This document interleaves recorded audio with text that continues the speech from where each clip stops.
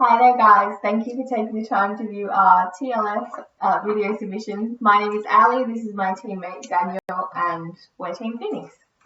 Our submission today has a real focus on access to justice in an area that is of significant importance, but is something which is still overlooked today. But before we get started, we just wanted to start off by asking you a few questions. Ngadlo tampan de yala ka ngadlo kana yatanga en barendi. Ngadlo tampan de panaku to la yatanga. Kana mena yaita yata matanya wama tandanyo ko. Panako yalcha, panako tapa purna, kana mena eto yalcha purna. Yata kumpur matandi, por waryapendi, por tanka matalaendi. Kumakumatana yaita mena ngadlo tampandi, eanga yalaka.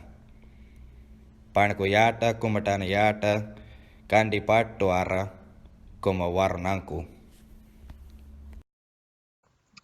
Do you understand what you've just heard? Can you read what's on the screen? Does that make you uncomfortable? What you've just heard is a welcome to country in the Ghana language. But imagine it wasn't a welcome to country. It was something more serious and you couldn't understand. That is a reality that faces Indigenous communities each day around the country.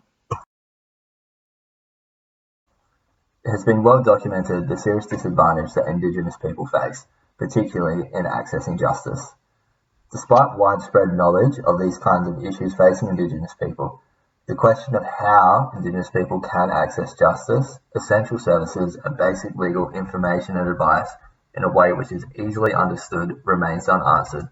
This is where our idea can assist. We felt that for Indigenous Australians with limited English literacy and restricted access to services, there needed to be an easy tool to use to connect these services more efficiently and to help find assistance without needing to try and navigate a foreign system and language. This led us to an idea that if there was an app that could easily be accessed and which had been translated into Indigenous languages, it would help to facilitate access to the right services and information in order to help people feel empowered and feel control when accessing and coming into contact with the justice system. While this is a complex problem, our app helps facilitate access to these services by providing information in the user's own language on a range of issues and providing a direct line to a lawyer as well as other support services. What makes our app unique begins right from the start. When a user opens the app, at this point, an interactive map of South Australia, separated broadly into Indigenous language groups, will be displayed. This will allow the user to click on a section of the map where their native language will be displayed, providing an easy-to-use interface, giving the best opportunity to provide all the information required in the user's own language. This feeds into the second key feature of our app, being that all information provided will be translated to Indigenous languages. Further to just the written aspects, audio of native speakers will be incorporated to further assist with communicating the information in the most effective way possible. Thirdly, by partnering with legal and other community services, direct connections can be made to lawyers, social workers, and the like in order to provide real-time advice and assistance wherever this is needed. Finally, our app will provide information across a broad range of issues, including information on domestic violence assistance, youth in trouble with the law, dealing with the police, going to the court, and more. The ability to access this range of information and services all within an Indigenous person's own language is something which we believe can have a profoundly positive impact on helping access to justice. As discussed earlier, this is the opening to our app. On the right, you'll see our three essential options: speak to a lawyer, find support, and general information. If a user chooses to speak to a lawyer, they will be brought to this screen. They will be able to call a lawyer straight away, or if they'd like, they can see the lawyers who are currently available and choose to speak to one of them. If an individual chooses to look for support, they can go to the following screen and look for things like housing, welfare, or family. If the person chooses housing, they will be taken to the next screen. They can look for emergency housing support, women and youth, community, or temporary. If somebody chooses women and youth, they will then be taken to support services that reflect their choices. Moving forward, you will then be given more information on the service, their contact details, etc. Finally, you have our general information screen. This is essentially where people can go to ask frequently asked questions. For example, if somebody chose family law, they could then go into further options, divorce, wills and estates, etc. If somebody chose child support, they are then taken to a screen with frequently asked questions. If, however, they're not able to find the question that they're after, there will still be support services provided to them so they can further contact someone. Engaging with organisations is a matter of priority. This will begin with finding an organisation which can act as our sponsor in order for our project to be eligible to apply for funding through specific grant programs, in particular for some more of the major government grants.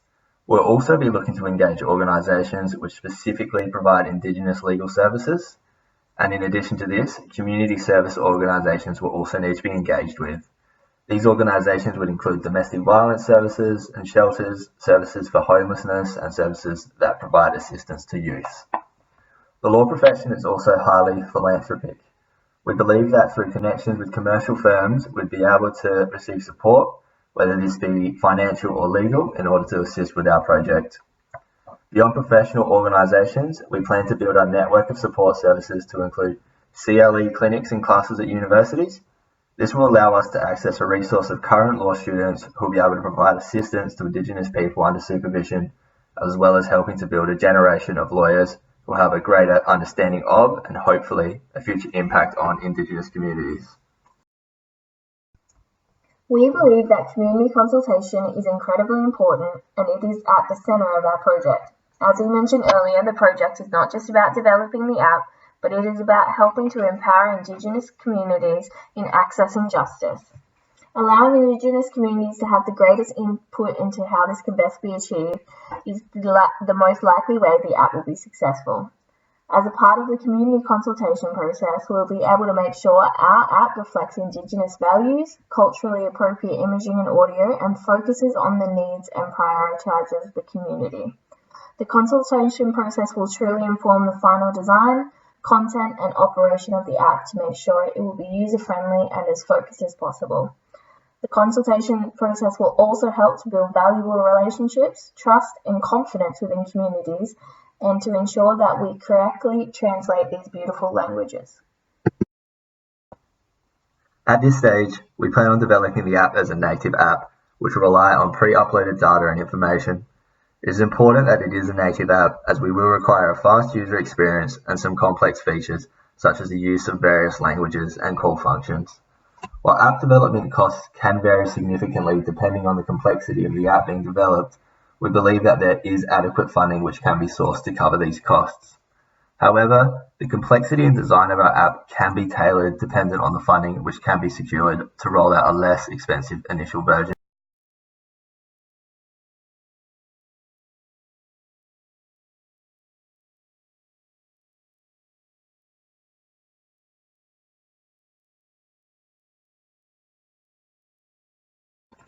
The South Australian Government facilitates multiple grant funding programs.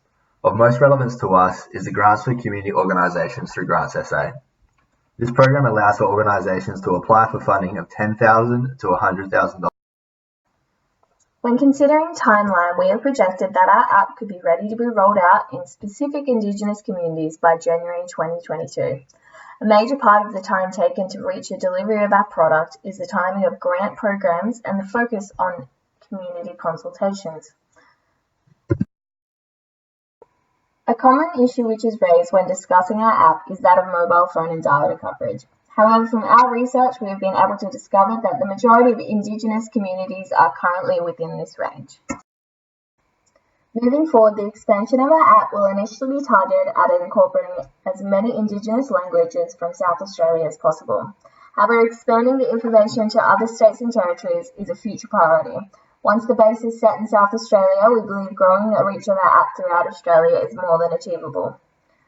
Our model is incredibly scalable. For example, we plan to use the platform in the future to provide the same information in different languages to other people who face barriers to access to justice in Australia, such as refugees and migrants.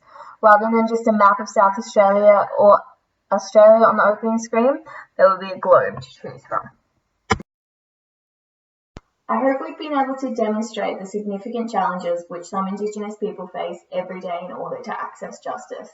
Although there's no one solution, we believe with the right tools and information being made available, it can provide such a benefit to some of the most vulnerable people in our community. We've made a readily accessible app with information in Indigenous languages, and the ability to connect Indigenous Australians to the right services could truly change the lives for the better.